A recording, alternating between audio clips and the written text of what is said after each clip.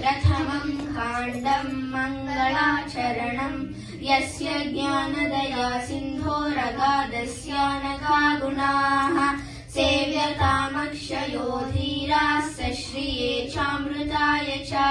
समाहृत्यान्यतन्त्राणि संक्षिप्तैः प्रतिसंस्कृतैः सम्पूर्णमुच्यते वर्गैर्नामलिङ्गानुशासनम् प्रायशो रूपभेदेन साहचर्याच्च कुत्रचित् स्त्रीपुंनपुंसकं ज्ञेयं तद्विशेषविदे क्वचित् भेदाज्ञानाय न द्वन्द्वो नैकशेषो न संकरः कुतोऽत्र भिन्नलिङ्गानां मनुक्तानां कृते त्रिलिङ्ग्यां त्रिष्विति पदमिति हेतो द्वयोरिति निषिद्धलिङ्गं शेषार्थं त्वन्स्वातादिन पूर्वभाग अथ स्वर्गवर्गः स्वरव्ययं स्वर्गनाक त्रिदिवत्रिदशालयाः सुरलोको द्योदिवौ द्वे स्त्रियां क्लीबे त्रिविष्टकम् अमरा निर्जरा देवास्त्रिदशा विबुधासुराः सुपर्वाणः सुमनसस्त्रीदिवेशादिवौकसः आदितेयादिविशदौ लेखा अदितिनन्दनाः आदित्यारुभवो स्वप्ना अमर्त्या अमृतान्दसः बहिर्मुखा कृतभुजो गीर्वाणादानवारयः वृन्दारका दैवतानि पुंसी वा देवता स्त्रियः आदित्य विश्ववसवस्तुषिता भास्वरानिलाः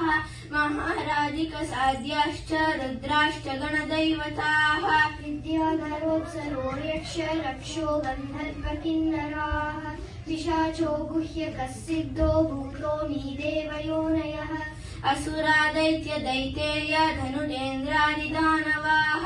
शुक्रशिष्यादिति सुताः पूर्वदेवः सुरद्विषः सर्वज्ञः सुगतो बुद्धो धर्मराजस्तथागतः समन्त्रभद्रो भगवान् मारजन्लोकजिज्जिनः षड्विज्ञो दशबलोद्वयवादी विनायकः मुनीन्द्र श्रीगणः शास्ता मुनिः शाक्या मुनिस्तुयः सशाक्य सिंह सर्वार्थ सिद्धचौस्तोधनिश्च सः गौतमाश्चार्कबन्धुश्च मायादेवी सुतश्च सः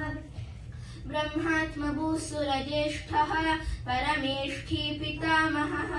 हिरण्यगर्भो लोकेशः स्वयंभूश्चतुराननः दाताब्जयो निर्द्रुहिणो विरिञ्चित्कमलासनः स्रष्टा प्रजापतिर्वेदा विधाता विश्वश्रुद्विधिः नाभिजन्माण्डजः पूर्वो निधनः कमलोद्भवः सदानन्दो रजो मूर्तिः सत्यकोऽहं सवाहनः विष्णुर्नारायणः कृष्णो वैकुण्ठो विश्ररश्रवाः दामोदरो ऋषिकेशः केशवः माधवः स्वभूः दैत्यारिः पुण्डरीकाक्षो वै गोविन्दो गरुडध्वजः पीताम्बरोच्युतः शाङ्गी विश्वक्सेनो जनार्दनः